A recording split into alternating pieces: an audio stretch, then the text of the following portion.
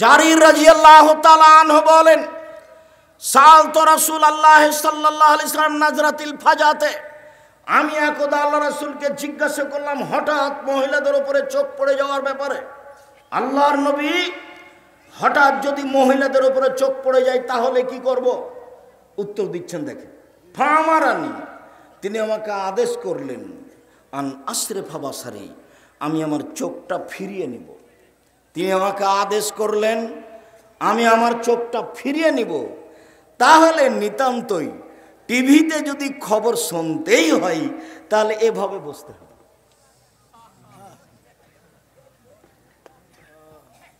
রাসূল সাল্লাল্লাহু আলাইহি সাল্লামের কথা তোমার সামনে নকল করছি। মনে করো না আমি আব্দুর রাজ্জাক বিন ইউসুফ বলে গেলাম, মনে করিও মুহাম্মদ সাল্লাল্লাহু আলাইহি সাল্লাম বলেছেন, সেই কথা উনি আমাদের সামনে পেশ করলেন। তুমি সরিষা সমপরিমাণ খাটো চোখে দেখিও না। আমার জীবনে কোনোদিন আমি অপ্রয়োজনীয় বাক্য বলিনি 90 সাল থেকে না আজ পর্যন্ত। আজকেও কোনো অপ্রয়োজনীয় বাক্য বলবো না বলে আশা করছি ইনশাআল্লাহ। উবাদা ইবনে সামিত রাদিয়াল্লাহু তাআলা আনহু বলেন, রাসূল সাল্লাল্লাহু আলাইহি সাল্লাম বলেছেন, পৃথিবীর মানুষ 6টা জিনিসের জিম্মেদারি নাও। আমি তোমাকে জান্নাতে নিয়ে যাওয়ার জিম্মেদারি নিলাম। তার একটি হচ্ছে অপর নারীকে দেখে চক্ষু নিচু করো। অপর নারীকে দেখে চক্ষু নিচু করো। কিভাবে জান্নাতে নিয়ে যেতে হবে সেটা আমার ব্যাপার, আমি নিয়ে যাব। এই কথা মুহাম্মদ সাল্লাল্লাহু আলাইহি সাল্লাম বলেন। দৃষ্টি খুব কঠিন জিনিস। আল্লাহর নবী একদা বলছেন, সঙ্গী সাথী ইস্তাহি মিনাল্লাহ হাক্কাল হায়া, সঙ্গী সাথী তোমরা একটু আল্লাহকে সত্য সত্য লজ্জা করো তো। সঙ্গী সাথী তোমরা একটু সত্য সত্য আল্লাহকে লজ্জা করো তো। তো সাহাবীগণ বলছেন, আল্লাহর নবী আমরা আল্লাহকে লজ্জা করি, আমরা সত্য সত্যই আল্লাহকে লজ্জা করি। তখন আল্লাহ রাসূল বলছেন, না না না না না, তোমরা যেটা বুঝেছো আমি সেটা বলিনি। আমি বলছি মাইয়াফাজু রাসাহু ওয়া মা হাওলাহু, যে তার মাথাকে রক্ষা করে, মাথা সংক্রান্ত যা কিছু আছে তাকে রক্ষা করে, সেই সত্য সত্য আল্লাহকে লজ্জা করে। মাথার সাথে আছে 2 কান, 2 কানে আছে ইয়ারফোন লাগানো, ইন্ডিয়ার গান চলছে, এ আল্লাহকে লজ্জা করে না। মাথার সাথে আছে চক্ষু, দিন রাত নগ্ন নারীকে দেখছে টিভিতে ও মোবাইলে, এ আল্লাহকে লজ্জা করে না। সাহাবীগণকে আল্লাহর নবী বলছেন, সঙ্গী সাথী তোমরা একটু সত্য সত্যই আল্লাহকে লজ্জা করো তো। তো সাহাবীগণ বলছেন, আল্লাহর নবী আমরা সত্য সত্যই আল্লাহকে লজ্জা করি। তখন আল্লাহ রাসূল বলছেন, না না না না না, আমি এটা বলিনি। আমি বলছি মাথা সহ মাথার সাথে আর যা আছে সবকে তুমি হেফাজত করো, তাহলে তুমি আল্লাহকে সত্য সত্যই লজ্জা করো। চোখ আছে, নাক আছে, মুখ আছে। মুখ সবচেয়ে বড় বিপদ। রাসূল সাল্লাল্লাহু আলাইহি সাল্লাম বলেন, মাইয়াজমান লি মা বাইনা লাহিয়াই ওয়া মা বাইনা রিজলাই হাজমাল্লাহুল জান্নাহ। এই জন্য তোমাকে 2 জন যেখানে বসে আছে সেখানে বসতে নিষেধ করি। পৃথিবীর মানুষ শুনে রেখো, কেউ যদি মুখের জিম্মেদারি নিতে পারে, কেউ যদি লজ্জা স্থানের জিম্মেদারি নিতে পারে, জেনা করবে না, আমি মুহাম্মদ সাল্লাল্লাহু আলাইহি সাল্লাম তাকে জান্নাতে নিয়ে যাওয়ার জন্য জিম্মেদারি নিলাম। কিভাবে নিতে হবে সেটা আমার ব্যাপার। এক, মুখে বদনাম করবে না, মুখে কারো বিরুদ্ধে কিছু বলবে না, মুখে খারাপ কিছু বলবে না। 2, জেনায় লিপ্ত হবে না। এই 2টা কাজ ও করুক, বাকিটা আমি করব। আমার আর আপনার 2টা, আর আল্লাহর নবীর 1টা। উনি জান্নাতে নিয়ে যাবেন, আর আমাকে আর আপনাকে 2টা করতে বলেছে, মুখ আর লজ্জা স্থান। মুখ বড় বিপদ। আপনি বুঝতে পারেননি আজকে সারাদিনে কত কি বলেছে। এই ছেলেরাকে বলছি তোমরা ধৈর্য ধারণ করো। একজন আর একজনকে বলবা সবর, ধৈর্য ধারণ করো। তার কেটে দিয়েছে, ধৈর্য ধারণ করো। সবর, ধৈর্য ধারণ করো। ধৈর্য ঘোড়ার ডিম নয়। ধৈর্য একটা জিনিস যেটা মানুষ বাস্তবায়ন করতে পারে, গরু ছাগল পারে না। ধৈর্য ঘোড়ার ডিম নয়। ধৈর্য একটা জিনিস যেটা বাস্তবায়ন করতে পারে মানুষ। কে পারে? মানুষ পারে। গরু ছাগল পারে না। গরু ছাগল ধৈর্য জিনিস বুঝে না, কাজে ওকে বুঝানো যাবে না। মানুষই ধৈর্য বুঝতে পারে, মানুষই এর বাস্তবায়ন করতে পারে। সম্মানিত দিনী ভাই বোন, রাসূল সাল্লাল্লাহু আলাইহি সাল্লাম একদা বলছেন, তোমাদের কি হবে, যুগের কি হবে, তোমাদের কি হবে, যুগের কি হবে, তোমাদের কি হবে, যুগের কি হবে। এদা উবকিতুম ফি হুসালাত মিনান নাস, যেদিন যুগের লোক হবে সবাই আগাছা, সবাই খারাপ। কে যে ভালো তা দেখা যায় না। মৌলানা সাহেব প্রতারণা দেয়, হাজি সাহেব প্রতারণা দেয়, মসজিদে মারামারি হয়, মাদ্রাসাতে মারামারি হয়, চেয়ারম্যান, মেম্বার, এমপি, মন্ত্রী, হেড মৌলানা, হেডমাস্টার, প্রিন্সিপাল সবাই টাকা আত্মসাৎ করে মেরে খায়। সবাই যে খারাপ। যখন সবাই খারাপ হবে তখন তোমাদের কি হবে, যুগের কি হবে, তোমাদের কি হবে, যুগের কি হবে।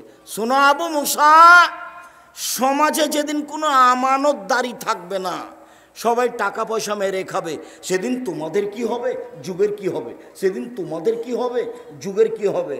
শোনো আবু মুসা, যেদিন মানুষের ভিতরে মতবিরোধ দেখা দিবে, এভাবে দেখেন, দেখাচ্ছেন এভাবে, আমার দিকে দেখেন তো, দেখাচ্ছেন তিনি এইভাবে, ডান হাতের আঙ্গুলগুলি বাম হাতের আঙ্গুলের ভিতরে যেভাবে ঢুকলো, মানুষের ভিতরে মতবিরোধ সেভাবে ঢুকবে। এই সামান্য প্রোগ্রাম তো কিছু ছেলে বলছে এখানে, কিছু বলছে না ওখানে, ওখানে করব। আর মুরব্বী বলছে এখানে, আর ছাড়ো মুরব্বীর কথা, ওখানে করব। কেউ কাকু মানে না। মসজিদে মারামারি লেগে গেছে সামান্য কথা নিয়ে। আর মাদ্রাসার অবস্থা তো আপনি দেখতে পাচ্ছেন। আর সামাজিক অবস্থা তার ঢাকা নাই, সবাই দেখছে সামাজিক অবস্থা। আর আমি তোমাকে তো খুব ভালো চিনি। আজকে তুমি বসে আছো, কালকে তুমি একটা সিগারেটের জন্য আগেই থাকবে। যখন তুমি মোটর সাইকেলে যাও না, আমি গাড়িটা নিয়ে আসি, তখন আমি তোমাকে দেখি, তুমি না জানি কি, তুমি ওখানে গেছো কেন, ইমানটা হারাতে? কি হবে ওখানে গিয়ে তোমার? শোনো, যেদিন মতবিরোধ এমন হবে, সেদিন তোমাদের কি হবে, যুগের কি হবে, তোমাদের কি হবে, যুগের কি হবে। বলেন আল্লাহর নবী কি করতে হবে? এই যখন বলেন কি করতে হবে, তখন তিনি বললেন যেটা সেটা হলো কথা। এ দেখো, মুখটা কন্ট্রোলে রাখো, তাহলে বেঁচে যাও। 2, বাড়িতে থাকো, তাহলে বেঁচে যাওয়া। 3, যেটা ভালো সেটা নিও, যেটা খারাপ সেটা ছেড়ে দিও, তাহলে বেঁচে যাওয়া। আচ্ছা আল্লাহর নবী, বুঝলাম, ভালোটা নিব, খারাপটা ছেড়ে দেবো। আচ্ছা আল্লাহর নবী, মুখ খুললাম না।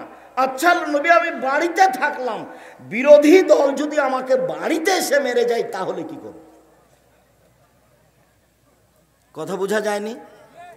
তখন আল্লাহ রসুল বলছেন, শোনো শোনো শোনো, যদি পরিস্থিতি এমনই হয়, তাহলে আদমের 2 ছেলের ভালোটার মতো হয়েও, আদমের 2 ছেলের ভালোটার মতো হয়েও। আদমের এক ছেলে কাবিল বলল, এই তোকে মারবো। তখন হাবিল বলছে, তুমি মারো মারো, আমি তোমাকে মারবো না। আল্লাহ নবী কি বললেন বলেন তো দেখি? যখন সাহাবী বললেন, ঠিক আছে আল্লাহর নবী, মুখ খুললাম না, ঠিক আছে আল্লাহর নবী, বাড়িতেই থাকলাম, তো ওরা যদি এসে আমার বাড়িতে মেরে যায়, তাহলে আমি কি করব? তখন আল্লাহ রসুল কি বললেন বলেন তো দেখি? তখন বললেন যে আদমের 2 ছেলের ভালোটার মতো হও। যদি মারতে আসে ঘরে, তাহলে বলতে হবে, ঠিক আছে তুমি আমাকে মেরে যাও, আমি তোমাকে কিছু বলবো না। আপনি বললেই বিপদ, আর আপনি হক টিকাতে পারবেন না। আল্লাহ রসুল বললেন, মুখ বন্ধ রেখো। একদা বলছেন, সঙ্গী সাথী বলতে পারো, মানুষকে পিছন দিক থেকে ধাক্কা মেরে জাহান্নামে নিক্ষেপ করে কি? সঙ্গী সাথী বলতে পারো, মানুষকে পিছন দিক থেকে ধাক্কা মেরে জাহান্নামে নিক্ষেপ করে কি? সঙ্গী সাথী বলতে পারো, মানুষকে পিছন দিক থেকে ধাক্কা মেরে জাহান্নামে নিক্ষেপ করে কি? এ কথা বলতে বলতেই ফাঁক হাজের সেনা হোক, জিভাটা ধরে নিচ্ছে। জিভা মানুষকে পিছন দিক থেকে ধাক্কা মেরে জাহান্নামে নিক্ষেপ করে। মুখ বন্ধ রাখতে হবে, তাহলে পথ সহজ হবে। বলছিলাম চক্ষু নিচু রাখতে হবে। চক্ষু নিচু রাখতে শুধু পুরুষকে বলা হয়নি, মহিলাদেরকে বলা হয়েছে। মহান আল্লাহ বলেন, অকুলিল মুমিনাত ইয়াগজুজনা মিন আবসারিহিন্না ওয়া ইয়াহফাজনা ফুরুজাহুন্না ওয়া লা ইউবদিনা যিনাতাহুন্না।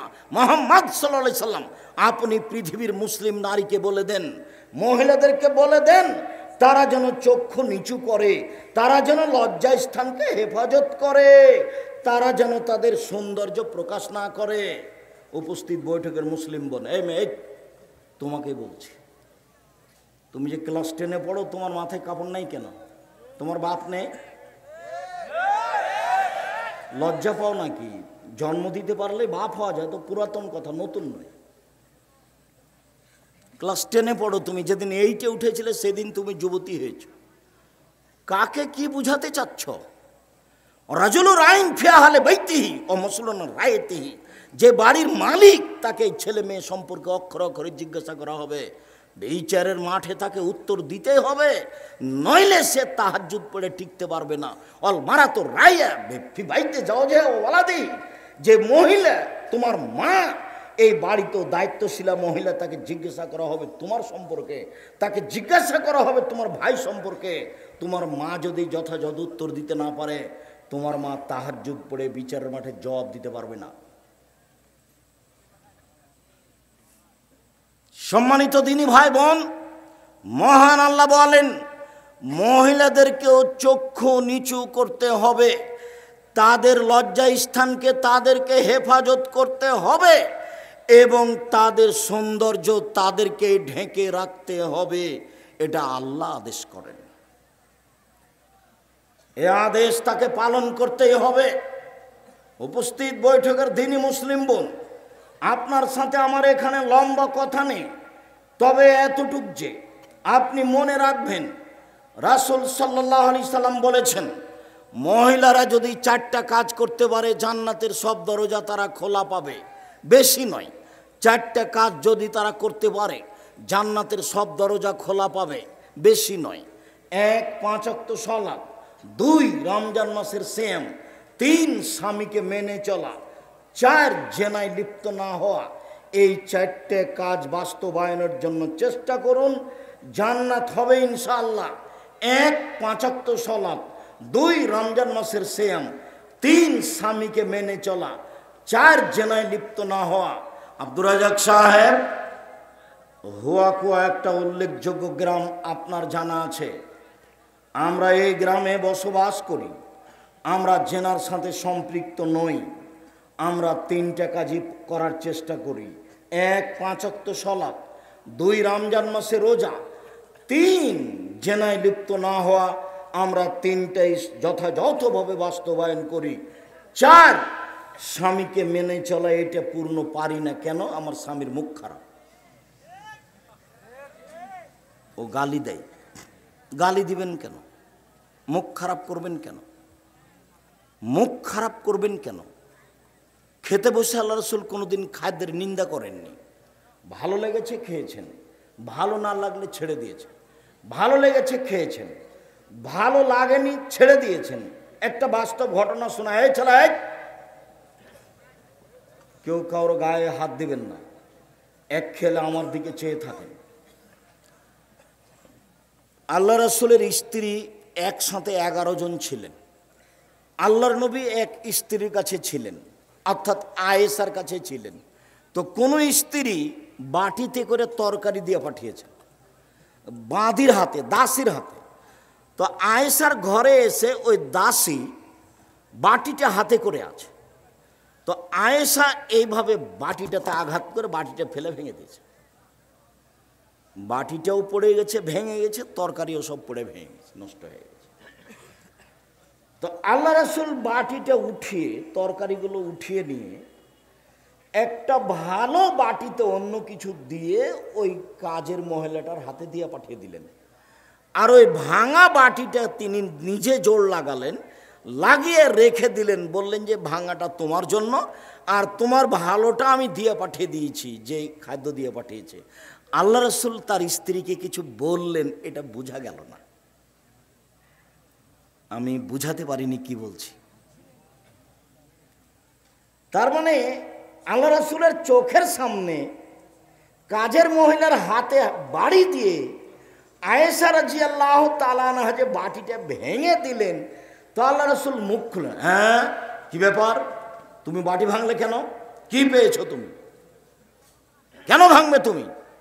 কোনো কথা বললেন না। পৃথিবীর সবচেয়ে ভদ্র মানুষ, স্ত্রীকে কেন গালি দিবেন, কেন নিন্দা করবেন? সে আপনার সংসারের সবচেয়ে কাছের মানুষ।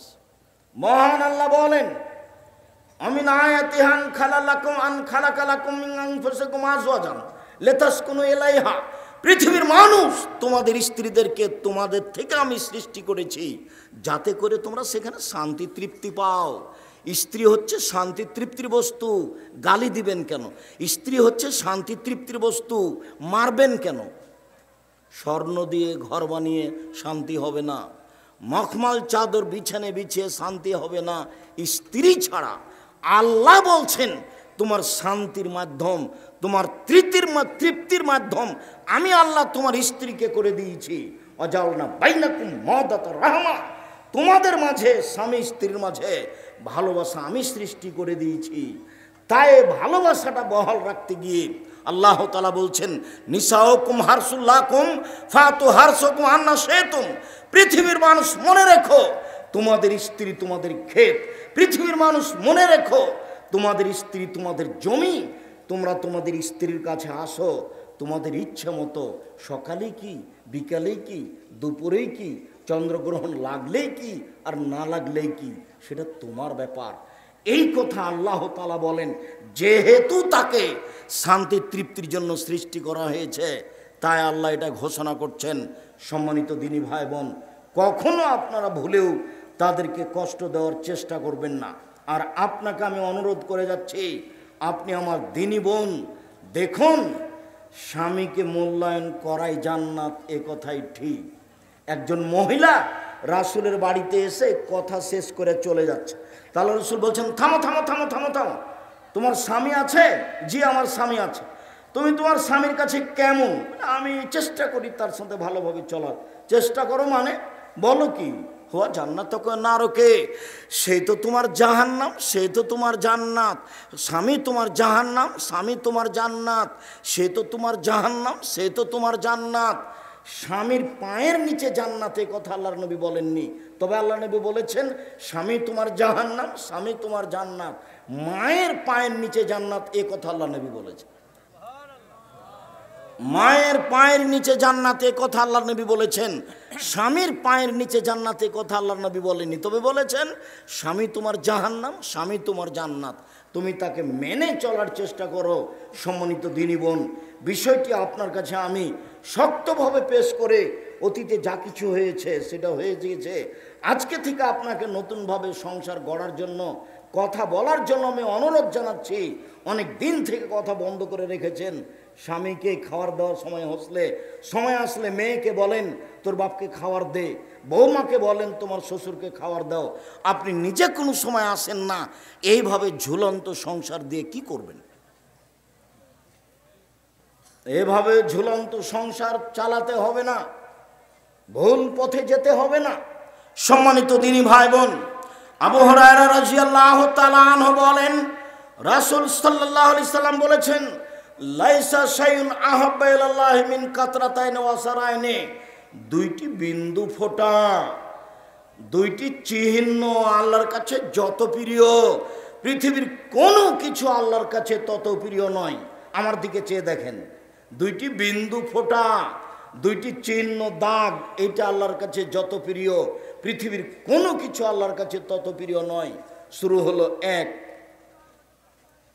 কাতরাত দমইন মিন খাসিয়াতিল্লাহ ও ফি খাসিয়াতিল্লাহ। এক ফোঁটা চোখের পানি আল্লাহর কাছে যত প্রিয়, পৃথিবীর কোনো কিছু আল্লাহর কাছে তত প্রিয় নয়। হজ বড় কাজ, কবুল হলে এক পাপও থাকবে না, সেই দিনের মতো হয়ে যাবে যেদিন তার মা তাকে জন্ম দিয়েছে। এরপরেও হজ কাজটি আল্লাহর কাছে অত প্রিয় নয়। এক ফোঁটা চোখের পানি আল্লাহর কাছে যত প্রিয়। খুব দামি ইবাদত সিয়াম, ফরজ রোজা। এইটার পরেও এই সিয়াম আল্লাহর কাছে অত প্রিয় নয়। এক ফোঁটা চোখের পানি আল্লাহর কাছে যত প্রিয়। 2 কাতরাতুন ফি সাবিলিল্লাহ তুহরাকু ফি সাবিলিল্লাহ, আল্লাহর পথে নেমে গিয়ে কেটে যাওয়া, ফেটে যাওয়া এক ফোঁটা রক্ত আল্লাহর কাছে যত প্রিয়, পৃথিবীর কোনো কিছু আল্লাহর কাছে তত প্রিয় নয়। 3 কেটে যাওয়া দাগ, আল্লাহর পথে কেটে যাওয়া দাগ, ফেটে যাওয়া দাগ, এ দাগ চিহ্ন আল্লাহর কাছে যত প্রিয়, পৃথিবীর কোনো কিছু আল্লাহর কাছে তত প্রিয় নয়। 4 আসারন ফারিজাতেন ফারাইজিল্লাহ, এবাদত করতে গিয়ে, সালাত আদায় করতে গিয়ে কপালের দাগ, এবাদত করতে গিয়ে হাঁটুর দাগ, এবাদত করতে গিয়ে টাকনোর পায়ের দাগ, এই দাগ চিহ্ন আল্লাহর কাছে যত প্রিয়, পৃথিবীর কোনো কিছু আল্লাহর কাছে তত প্রিয় নয়। দেখি আপনার সিরিয়াল মনে আছে কিনা। এক ফোঁটা চোখের পানি, 2 এক ফোঁটা গায়ের রক্ত, 3 আল্লাহর পথে নেমে গিয়ে শরীরের দাগ, 4 ইবাদত করে পায়ে, কপালে, হাঁটুতে দাগ। এবার দেখুন তো এই 4টের মধ্যে সবচেয়ে সহজ কোনটা? এক ফোঁটা। বাকিগুলো একটাও সহজ নয়। আর এটাই 1 নম্বরে আছে, বাকিগুলো একটাও সহজ নয়। ইবাদত করতে গিয়ে দাগ, এটা আপনি কি পাহাড় তাহলে কপাল ঘষে ঘষে করবেন? তবে স্বাভাবিকভাবে ইবাদত করলে একদিন হয়ে যাবে, এরকম কাউকে বলা লাগবে না, তবে সময়ের ব্যাপার। আর আল্লাহর পথে নেমে কেটে গেছে, ফেটে গেছে, তারই দাগ, এটা সহজ নয়। আল্লাহর পথে নেমে গায়ের এক ফোঁটা রক্ত, এটা সহজ নয়। আল্লাহর ভয়ে এক ফোঁটা চোখের পানি আজকেই পারেন। কি করতে হবে আব্দুর রাজ্জাক সাহেব? রাত 2টা-3টায় উঠতে হবে, সুন্দর করে ওযু করতে হবে, কেবলা মুখে হাত তুলে দোয়া করতে হবে, আল্লাহকে বলতে হবে আমি বড় অপরাধী, আমি বড় গুনাহগার, আমি বড় পাপী, আমি বড় গুনাহগার, আমি বড় অপরাধী। তুমি বড় দয়াবান, তুমি বড় ক্ষমাবান, তুমি আমাকে ক্ষমা ভিক্ষা দাও, তুমি আমাকে সম্মান ভিক্ষা দাও, তুমি আমাকে তাকওয়া ভিক্ষা দাও। এইভাবে বলতে বলতে বলতে বলতে দেখবেন এক পর্যায়ে 2 চোখের পানি ঝরঝর ঝরঝর করে ঝরছে। এরই নাম হচ্ছে আল্লাহ ভীতি। এই পানি যেদিন আপনার চোখ থেকে বের হবে, সেদিন আপনি বুঝতে পারবেন যে আমি আল্লাহর কাছে সবচেয়ে একটা প্রিয় কাজ করেছি। সম্মানিত দিনী ভাই বোন, আনাস রাদিয়াল্লাহু তাআলা আনহু বলেন, রাসূল সাল্লাল্লাহু আলাইহি ওয়াসাল্লাম বলেছেন, একদা আল্লাহর নবী বললেন, লাউ তাআলামুনা মা আলামু, পৃথিবীর মানুষ শুনে রেখো, আমি আল্লাহকে যেভাবে চিনি তোমরা যদি চিনতে, আমি আল্লাহকে যেভাবে জানি তোমরা যদি জানতে, তাহলে বেশি বেশি কাঁদতে, কম কম হাসতে, বেশি বেশি কাঁদতে, কম কম হাসতে। তাহলে আমরা যে দিন রাত হাসি তামাশার মধ্যে আছি, তাহলে কি আল্লাহকে আমরা চিনি না? জি, এটাই ঠিক, আল্লাহকে আমরা চিনি না, এই কথাই ঠিক। সম্মানিত দিনী ভাই বোন, আজকের আলোচনার শেষে এসে যে হাদিসটি পেশ করতে যাচ্ছি, এই হাদিসটি অতীব গুরুত্বপূর্ণ। এই হাদিসটির প্রতি খুব ভালো করে খেয়াল করবেন। আর যাওয়ার সময়, এই ছেলে, যাওয়ার সময় সবচেয়ে যেটা গুরুত্বপূর্ণ বিষয় মনে রাখবেন, সেটা হলো অন্তত একটা মাসিকা লিতেশন পত্রিকা নিয়ে যাবেন। এর পিছনে লক্ষ লক্ষ টাকা খরচ আছে। আজকের আলোচনা আছে উপদেশ বই, নামাজের ওপরে এবং হাত তুলে দোয়ার ব্যাপারে। যত বই পুস্তক আছে, বইগুলি আপনাকে মূল্যায়ন করতে হবে, আপনার ঘরে লেখা। কাজেই যাওয়ার সময় সব বইগুলি মূল্যায়ন করবেন। রাসূল সাল্লাল্লাহু আলাইহি সাল্লাম বলেছেন, কেউ যদি নির্জনে আল্লাহকে ডাকে, তার চোখের পানি যদি ঝরঝর করে ঝরে, তাহলে সে বিচারের মাঠে বিশেষ ছায়াতলে থাকবে। থাক। জি, সম্মানিত দিনী ভাই বোন, আমি আপনাদেরকে আজকের আলোচনার শেষ হাদিসটি মূল্যায়ন করার অনুরোধ জানিয়ে নির্জনে যখনই একাই হবেন তখনই আপনি আল্লাহর ভয়ে কান্নাকাটি করে এক ফোঁটা যদি চোখের পানি ফেলতে পারেন, না লাগবে না থাক, তাহলে আপনি নিজেকে মনে করতে পারবেন আমি সফল। সম্মানিত দিনী ভাই বোন, আমি আলোচনার শেষে এসে আপনাদের সকলকেই আমাদের যে জামিয়া সালাফের পক্ষ থেকে বই পুস্তকগুলি আছে, বিশেষভাবে আলিতে সম্পত্রিকা আছে, সেইগুলি মূল্যায়ন করার জন্য নেওয়ার জন্য আন্তরিকভাবে অনুরোধ জানাচ্ছি। কেউ খালি যাবেন না। আমরা আমাদের আলোচনার শেষে এসে আর দাওয়াল আল্লাহর ছেলেরা গেটে আছে, আপনারা যারা 10 টাকাও সহযোগিতা করতে পারেননি তারা ওদের হাতে অন্তত 10 টাকা হলে, কম থেকে কম বেশি থেকে বেশি, আপনি এ দিয়ে বিচার মাঠে সফলতা পেয়ে যাবেন, যেটা হয়তো বা আপনি আমি জানি না। কাজেই অল্প হলেও সহযোগিতা করে যাবেন। সম্মানিত দিনী ভাই বোন, কয়েকটা জিজ্ঞাসা।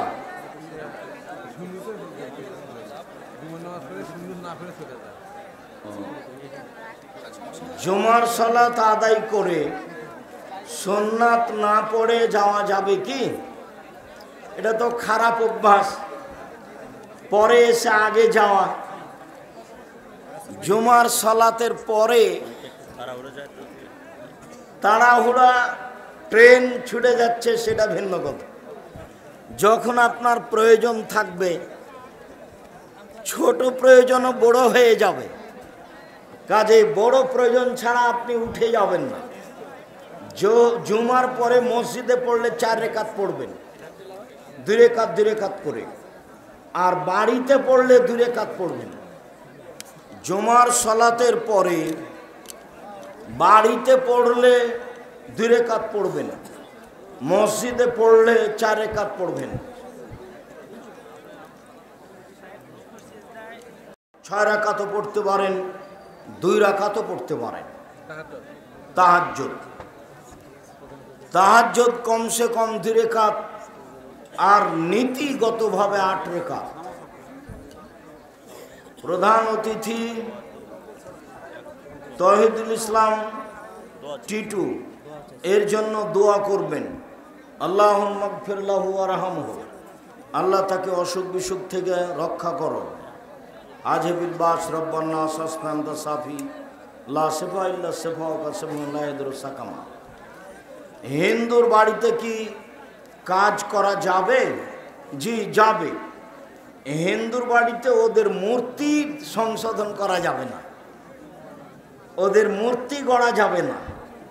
এমনি বাড়িঘর তৈরি করে দিন মজুরি নেওয়া যাবে। নিজের জন্য কাপনের কাপড়, কবরের উপরের চাটাই কিনে রাখা যাবে কি? ছেলেদের উপরে বিশ্বাস হারিয়ে গেছে নাকি? করতে পারে, করা যায়, কিছু হাদিস বোঝা যায়।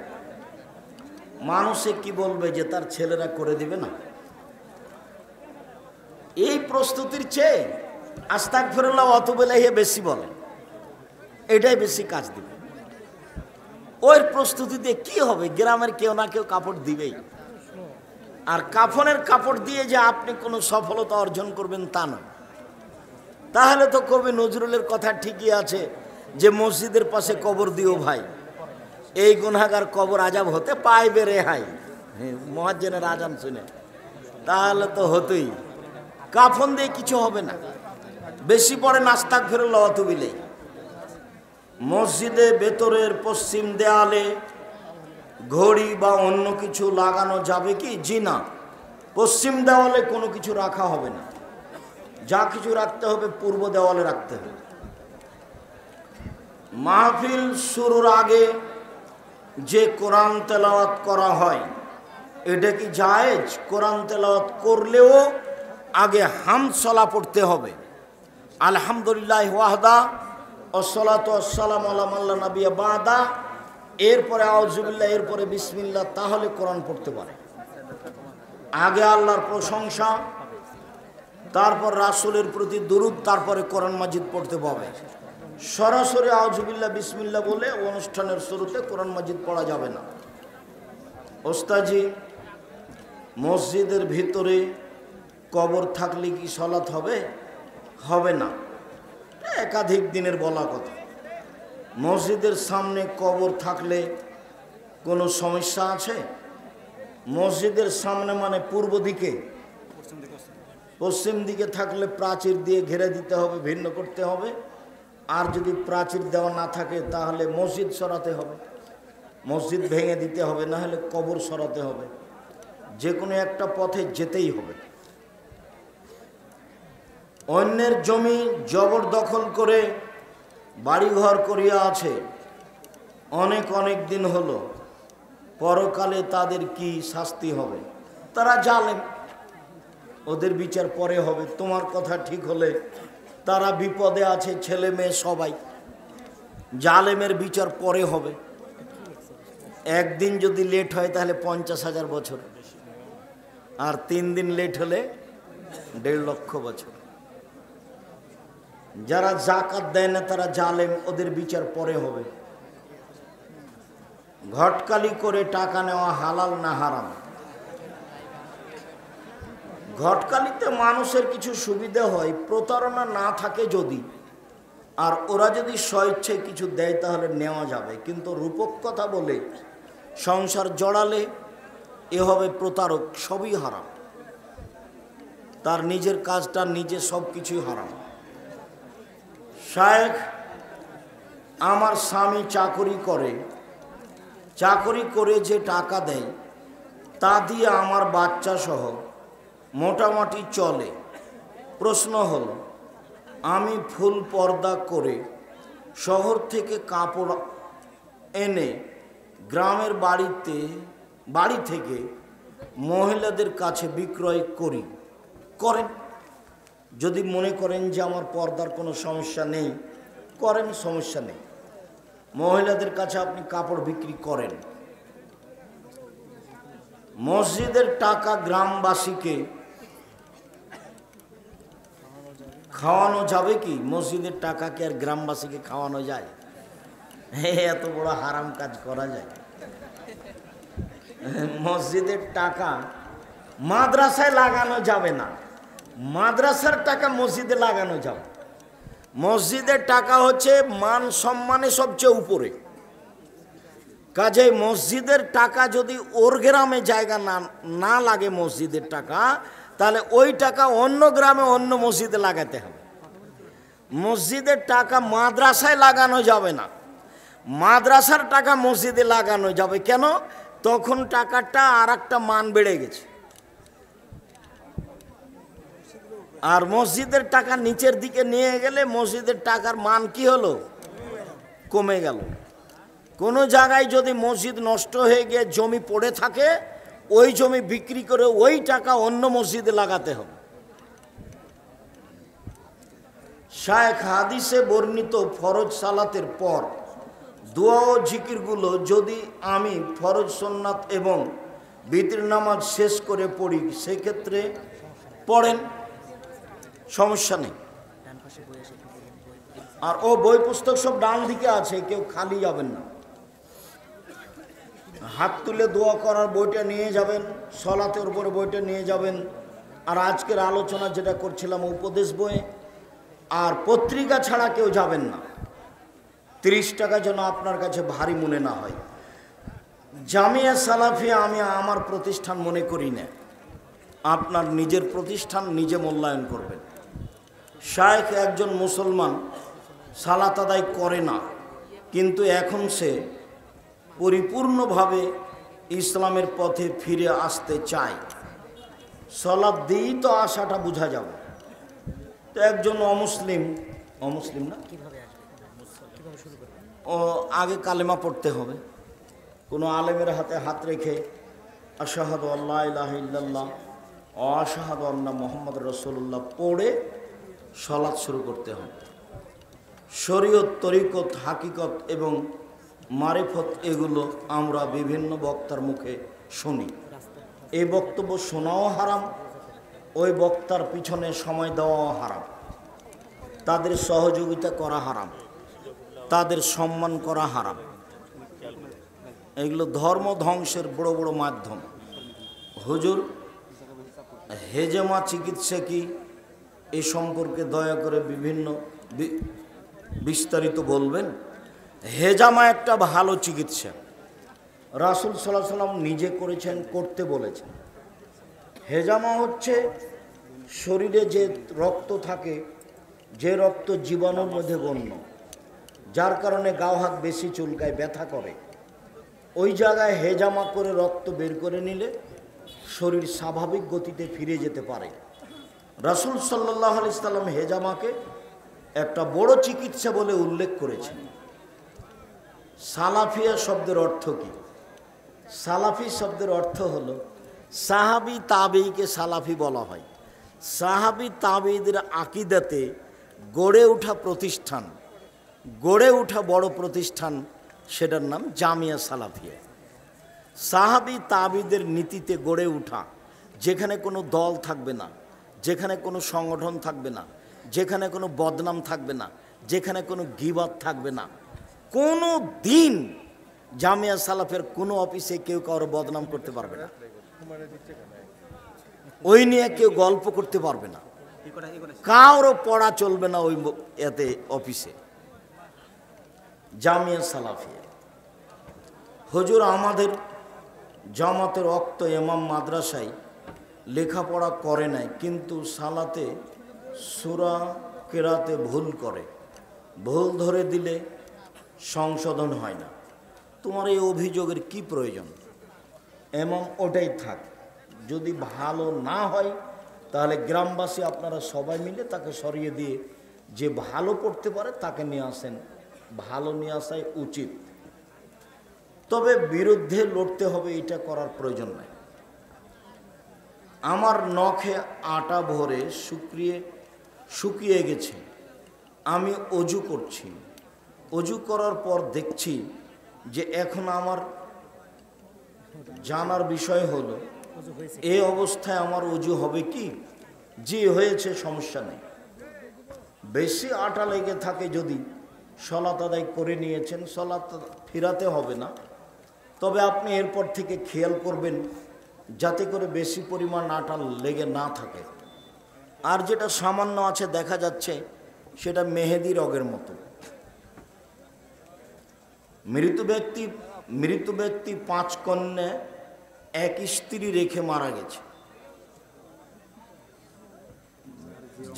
যার যে অংশ বুঝে নেই, কিন্তু তার কন্যারা নিজের মায়ের খোঁজ খবর নেয় না। মা তখন নিজের অংশ বিক্রি করে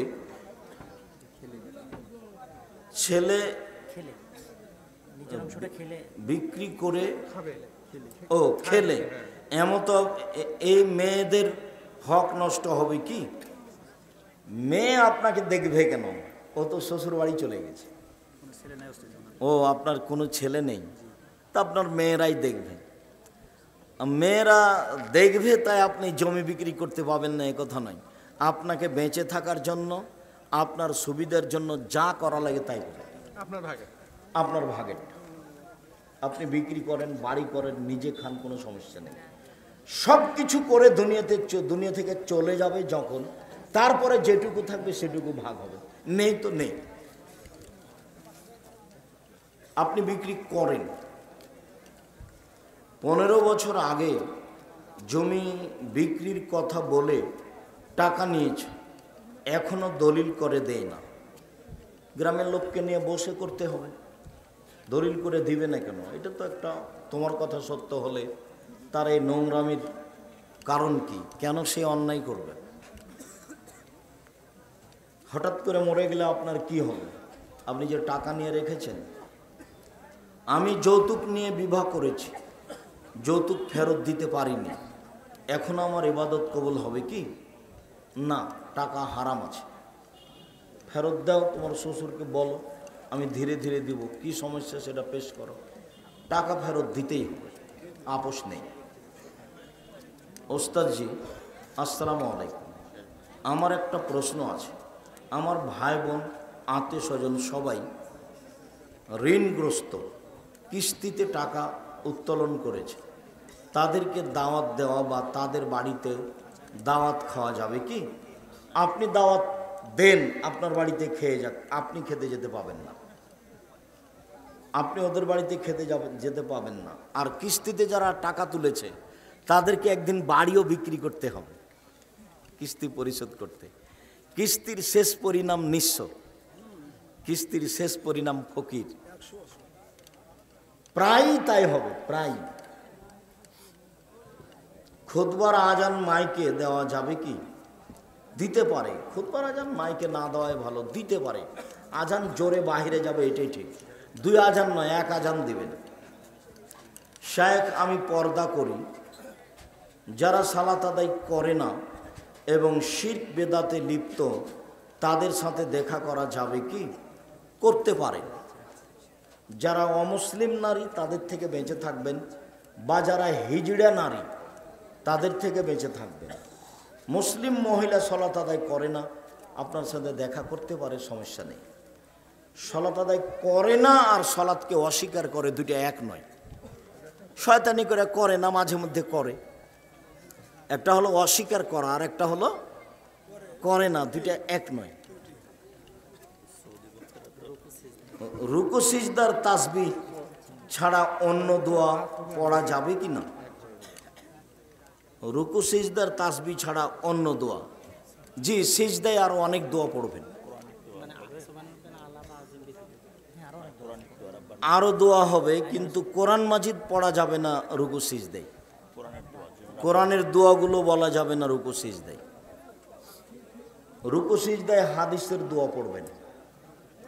সালাম ফিরার বৈঠকে কোরআনের দোয়া পড়বেন, রব্বানা আতিনা ফিদ দুনিয়া হাসানা। আমার বাসায় টয়লেট ও বাথরুম একটাই, সমস্যা নেই। আপনি বসার সময় দোয়া পড়ে বসবেন, উঠে গেলেন দোয়া পড়ে, এখন আপনি ফ্রি।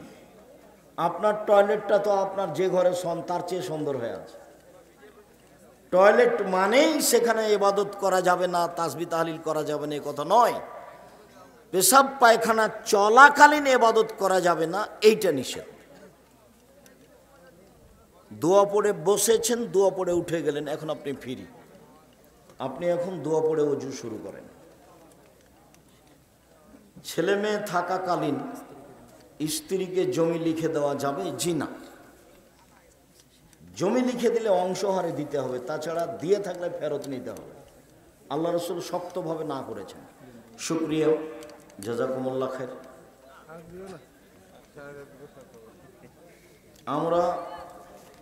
আমরা জানি মুমিন ব্যক্তি জান্নাতে 70টি হুর পাবে, কিন্তু প্রশ্ন হলো মুমিন নারী তারা কি পাবে? মুমিন নারীর যা প্রয়োজন তাই পাবে। মা তাস্তাহি আনফুসুকুম, জান্নাত হলো তোমার আত্মা যা চাই সেটাই জান্নাত। জান্নাতে যদি কোনো ঘাটতি থাকে তার নাম জান্নাত নয়। জান্নাতে যদি মানুষের কোনো প্রয়োজন থাকে সেটা পূর্ণ হলো না, তাহলে আল্লাহর কাজ দুর্বল, যেটা আপনি ভাবতে পারবেন না। আল্লাহ বলেছেন হাদিসে কুদসি, জান্নাত এমন কিছু যেটা মানুষ কোনোদিন চোখে দেখেনি, জান্নাত এমন কিছু যেটা মানুষ কোনোদিন কানে শোনেনি, জান্নাত এমন কিছু যেটা মানুষের অন্তর কোনোদিন ভাবেনি। হাদিস বুখারী মুসলিম, হাদিসে কুদসি। জান্নাত ভিন্ন জিনিস। শুকরিয়া, জাযাকুমুল্লাহ খায়ের। যারা শ্রম দিয়েছেন